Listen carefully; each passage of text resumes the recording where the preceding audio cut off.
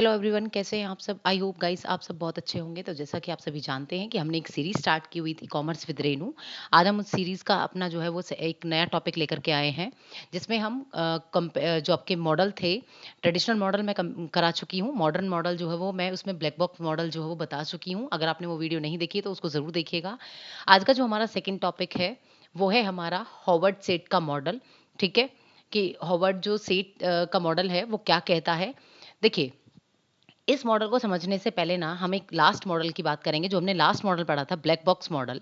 हम सभी जानते हैं कि ये जो मॉडल्स हैं आपके, जो ये कंज्यूमर बिहेवियर के मॉडल्स हैं, ये आपको क्या बता रहे हैं? ये आपको बता रहे हैं कि जो कस्टमर है ना, वो किसी भी प्रोडक्ट को कैसे खरीदता है और क्यों खरीदता है, राइट? हमने बताया था आपको कि मॉडल आपको क्या बता रहे हैं कि हाउ एंड व्हाई आप किसी चीज़ को जो है वो कैसे खरीद रहे हैं और क्यों खरीद रहे हैं, ये आपको बता रहे हैं। तो हॉवर्ड सेट मॉडल की अगर मैं बात करूं, तो हॉवर्ड सेट मॉडल मुझे क्या जो है वो एक्सप्लेन करता है, ये मुझे बताता है कि कस्टमर किसी प्रोडक्ट को देखने के बाद परचेज जो डिसीजन है ना, उस पर कैसे पहुंचता है, वो किसी प्रोडक्ट को क्यों खरीदता है। ठीक है, तो स्टार्ट करते हैं इस मॉडल को। सबसे पहले हम बात करेंगे इस मॉडल पर। मैं इस मॉडल को पिक्चर से ही कराऊंगी आपको, ताकि वो आपको अच्छे से क्लियर हो। सबसे पहले हम बात करेंगे कि ये मॉडल में सबसे पहले यहाँ पर चार चीज़ें जो है वो आपको गिवन है। यहाँ पर एक जो है वो आपको लर्निंग जो है वो कंस्ट्रक्ट, इसको भी बताऊंगी मैं आपको। सबसे पहले हम बात करेंगे इनपुट स्टिमुलस डिस्प्ले। यहाँ पर क्या है, इनपुट स्टिमुलस डिस्प्ले आपको गिवन है। यहाँ पर परसेप्चुअल कंस्ट्रक्ट आपको पता है, यहाँ पर लर्निंग कंस्ट्रक्ट है, और फिर उसके बाद आपको आउटपुट जो है वो यहाँ पर गिवन है। सबसे पहले वन बाय वन समझते हैं कि इनपुट स्टिमुलस डिस्प्ले क्या है। ये मॉडल आपको क्या बता रहा है? ये मॉडल आपको ये बता रहा है कि मैंने आपको बताया था स्टिमुलस क्या होती है, जो चीज़ आपको अट्रैक्ट करती है। मैंने आपको लास्ट वाले मॉडल में बताया था, कंपनी आपको 4 पीस जो है वो ऑफर करती है, आपको बताती है प्रोडक्ट क्या है, प्राइस क्या है, प्लेस क्या है और प्रमोशन क्या होगा। ठीक है, ऐसे ही इस मॉडल में भी इनपुट स्टिमुलस डिस्प्ले आपको क्या बता रहा है, ये बता रहा है कि आप जो है किसी प्रोडक्ट के बारे में आपको 3 चीज़ों से जो है वो इन्फॉर्मेशन मिलती है, 3 सोर्सेज़ से आपको इन्फॉर्मेशन मिलती है। सबसे पहले है सिग्निफिकेटिव, सेकंड है आपका symbolic and the third is social. मतलब कि आपको इन्फॉर्मेशन मिल रही है कैसे, सिग्निफिकेंट जो है वो डिस्प्ले से। सिग्निफिकेंट डिस्प्ले भी हम इसको बोलते हैं। सिग्निफिकेंट डिस्प्ले का मतलब क्या है कि जो चीज़ प्रोडक्ट, मान लीजिए ये एक फ़ोन है, ठीक है, इस फ़ोन को आपने देखा, आपने देखकर इसका क्वालिटी का पता लगा लिया, आपने प्राइस का पता लगा लिया, आपने पता लगा लिया ये दूसरे से कैसे डिफरेंट है, आपने पता लगा दिया ये आपको क्या क्या सर्विसेज प्रोवाइड कराने वाला है, आपको पता चल गया कि ये कहाँ कहाँ से मिलेगा। इसको देखने मात्र से ही है। तो इसको देखने से ही जो आपको इन्फॉर्मेशन मिली वो आपकी सिग्निफिकेटिव सोर्सेज के अंदर आएगी। सेकेंड है सिंबॉलिक। सिंबॉलिक का मतलब क्या है कि जो एडवर्टीजमेंट के थ्रू आपको पता चला, आपने कोई ऐड देखी, आपने किसी सैमसंग के जैसे ऐड, फोन जो होते हैं उनकी ऐड जो है वो कई बार आपने टीवी में देखी होगी, तो वहां पर क्वालिटी, उसका प्राइस, उसकी डिस्टिंक्टिवनेस जो है और उसकी सर्विसेज और अवेलेबिलिटी, ये सारी चीज वहां पर बताई जाती हैं। तो जो इन्फॉर्मेशन आपको कंपनी ऑफर कर रही है, कौन कंपनी ऑफर कर रही है, वो आपको सिंबॉलिक जो है वो सोर्सेज के अंदर पता चलती है। उसके बाद है सोशल। सोशल का मतलब है अब आपको इन्फॉर्मेशन और कहाँ से मिल सकती है प्रोडक्ट के बारे में, अपनी फैमिली से, रेफरेंस ग्रुप से और सोशल क्लासेस से। ठीक है, तो पहला क्या बता रहा है आपको, इनपुट स्टिमुलस डिस्प्ले की मतलब कि आपको प्रोडक्ट के बारे में इंफॉर्मेशन कहाँ से मिल रही है। ठीक है, क्लियर हुआ। उसके बाद चलते हैं सेकंड पर कि परसेप्चुअल कंस्ट्रक्ट।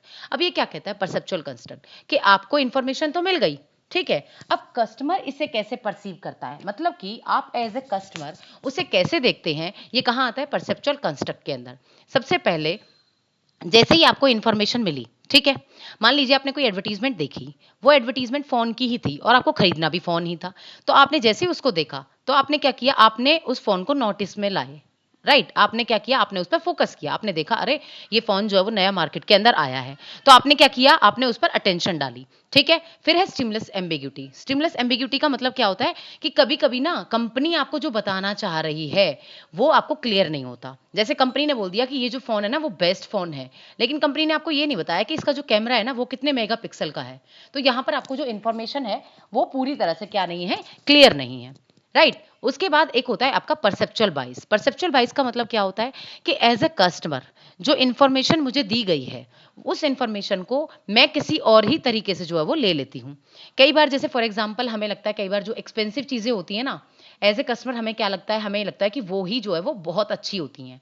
मैं कहूँ अगर मान लीजिए कोई फ़ोन जो है वो लाख या 1.5 लाख से ऊपर का है तभी वो अच्छा है, अदरवाइज वो अच्छा नहीं है। तो ये क्या है, ये मेरी राय है, ये परसेप्चुअल बायस है। ठीक है, इसको हम क्या बोलते हैं, परसेप्चुअल बायस। उसके बाद इसमें क्या आता है, इसके उसके बाद इसमें आते हैं लर्निंग कंस्ट्रक्ट।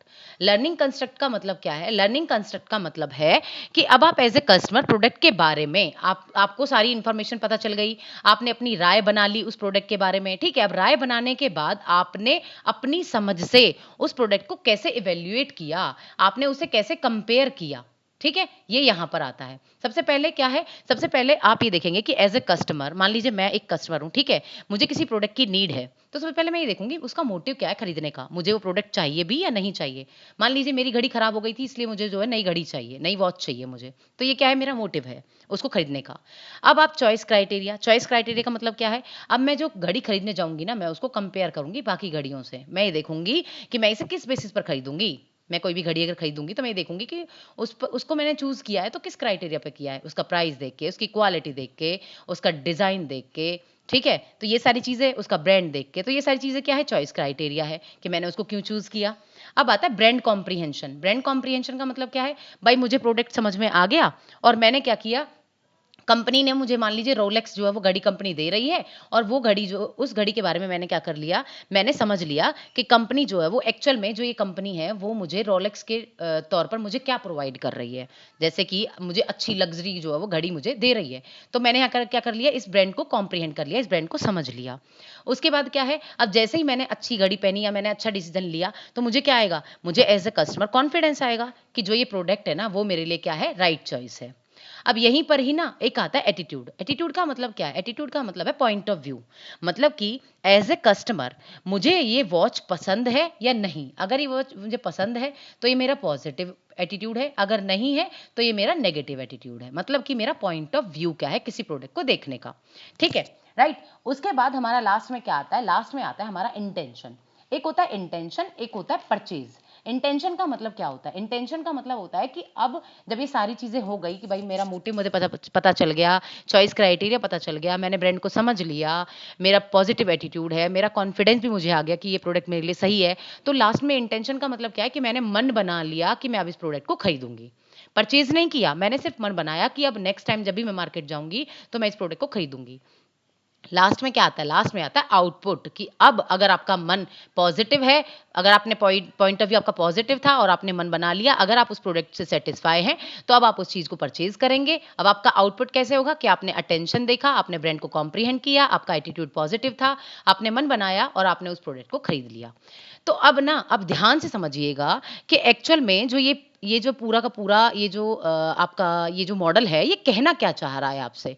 ये मॉडल आपको ये बता रहा है, मैं इसको एक बार रब कर देती हूँ, ये मॉडल आपको बता क्या रहा है, ये मॉडल आपको ये बता रहा है कि आपने सबसे पहले क्या किया, सबसे पहले एज अ कंपनी ने आपको ये बताया, आपको सबसे पहले आपने ये देखा कि आपको इन्फॉर्मेशन मिल कहाँ से रही है, फिर आपने उसके बारे में अपनी राय दी, राय देने के बाद आपने लर्निंग कंस्ट्रक्ट, मतलब कि आपने चीज़ों को समझा, और समझने के बाद आपने उस चीज़ को खरीद लिया। आउटपुट का मतलब है कि लास्ट में रिजल्ट क्या आया, कि आपने उस प्रोडक्ट को खरीदा या नहीं खरीदा। ये मॉडल आपको ऐसे बताता है। अब इसको ना एक एग्जाम्पल से समझते हैं, और एक अच्छा एग्जाम्पल मैं आपके लिए लाई हूँ। इस पूरे जो ये आउटपुट था ना, ये पूरा पॉइंट है जितने भी, इनको समझाने के लिए ध्यान से समझिएगा।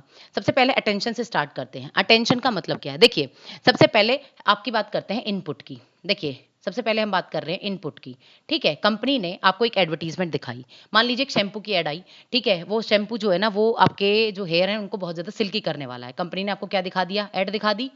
एड दिखा दी, आपने टीवी देखा, टीवी में एड देखी, तो आपको भी आपके जो हेयर थे ना वो बहुत ज़्यादा ड्राई लग रहे थे, तो आपने भी उस शैम्पू को नोटिस किया, अटेंशन आई आपके माइंड में, आपने फोकस किया उस पे। आपने क्या किया, आपने देखा कि ये जो शैम्पू है ना, ये मेरे बालों के लिए बहुत अच्छा है, क्योंकि मेरे खुद के बाल बहुत ड्राई हैं, ठीक है। तो आपने क्या किया, आपने इसको, इस ब्रांड को क्या कर लिया, कॉम्प्रीहेंड कर लिया, मतलब कि इसको समझ लिया। अब आपका एटीट्यूड अगर पॉजिटिव है, अगर आपका जो अगर आपने, आप ये शैम्पू अगर आपके लिए बेटर है और इसका एटीट्यूड आपका जो अगर पॉजिटिव है, तो आप क्या करेंगे, आपने मन बना लिया कि जब भी मैं बाजार जाऊंगी तो नेक्स्ट टाइम मैं इस प्रोडक्ट को खरीद कर लाऊंगी, और लास्ट में आपने परचेज डिसीजन जो है वो ले लिया। तो ये सब क्या है, ये सब आपका फाइनल रिजल्ट है कि जब भी एक कस्टमर प्रोडक्ट को जो है वो कैसे खरीदता है।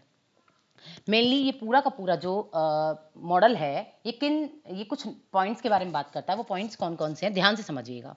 सबसे पहले ये बात करता है इनपुट की, किसकी, इनपुट की। इनपुट के बाद ये बात करता है, कंपनी ने आपको कुछ इन्फॉर्मेशन दी, इनपुट के बाद आप उस पर जो है वो अटेंशन रखेंगे, ठीक है। अटेंशन रखने के बाद आप अपनी राय बनाएंगे, परसेप्शन आप अपना बनाएंगे। परसेप्शन बनाने के बाद आप क्या करेंगे, आपको ये पता चलेगा कि आपका मोटिव क्या है किसी प्रोडक्ट को खरीदने का। राय बना ली आपने खरीदने की राय बनाने के बाद मोटिव पता चला। मोटिव पता चलने के बाद आपने उसको चूज किया। आपने देखा कि मैं इसको किस बेसिस पर जो है वो चूज करूंगी, उसकी क्वालिटी, उसके प्राइस के बेस पर। ठीक है। अब आप क्या करेंगे, अब आप उस ब्रांड को समझेंगे, उसको कॉम्प्रीहेंड करेंगे। ब्रांड को आप क्या कर रहे हैं, आप यहाँ पर कॉम्प्रीहेंड कर रहे हैं। जब आपने ब्रांड को कॉम्प्रीहेंड कर लिया तो आपके माइंड में क्या आएगा, पॉजिटिव या नेगेटिव एटीट्यूड आएगा। आपने मान लीजिए पॉजिटिव एटीट्यूड आपका है, उसके बाद इंटेंशन, मतलब कि आपने उस प्रोडक्ट को खरीदने का मन बना लिया, और लास्ट में आप क्या करेंगे, परचेज करेंगे। ये पूरा मॉडल मैंने आपको एज अ समरी में जो है वो समझा दिया है। आई होप आपको ये समझ में आया होगा। कोई भी डाउट हो तो प्लीज़ कमेंट बॉक्स में जो है मुझे बताइएगा। प्लीज़ अगर समझ में आया हो तो वीडियो को लाइक कीजिएगा, शेयर कीजिएगा, सब्सक्राइब कीजिएगा। Thank you so much guys.